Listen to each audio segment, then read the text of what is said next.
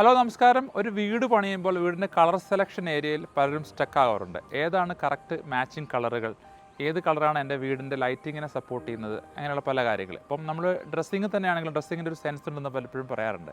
അപ്പോൾ നമ്മളിടുന്ന ഷർട്ടിനോട് മാച്ച് ചെയ്യുന്ന ഒരു പാൻറ്റാണെങ്കിൽ ആളുടെ ലുക്ക് തന്നെ മാറും.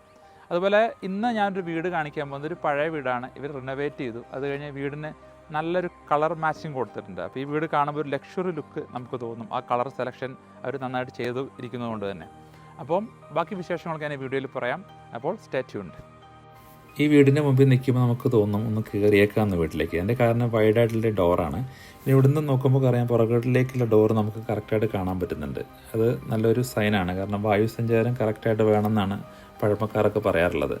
അങ്ങനെ ചെയ്താൽ വീടിനൊരു ജീവൻ ഉണ്ടാവും എന്ന് പറയാറുണ്ട്.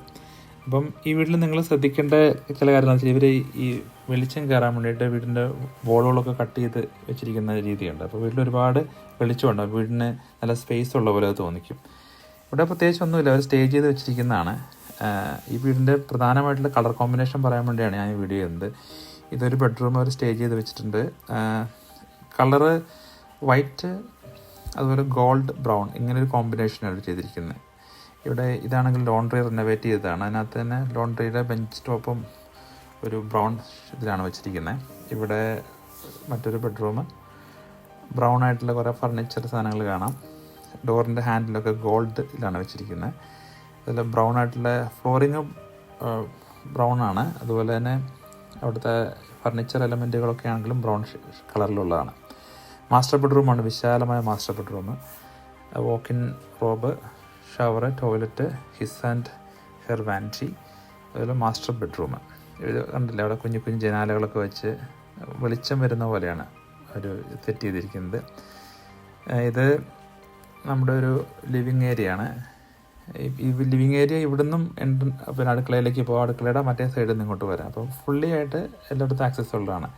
ഇത് നമ്മുടെ അവൻ സ്പേസ് കണ്ടോ, നല്ല ഗോൾഡും വൈറ്റും കോമ്പിനേഷനിൽ വളരെ ഭംഗിയായിട്ട് ചെയ്തിരിക്കുന്ന ഫ്രിഡ്ജിൻ്റെ സ്പേസ്.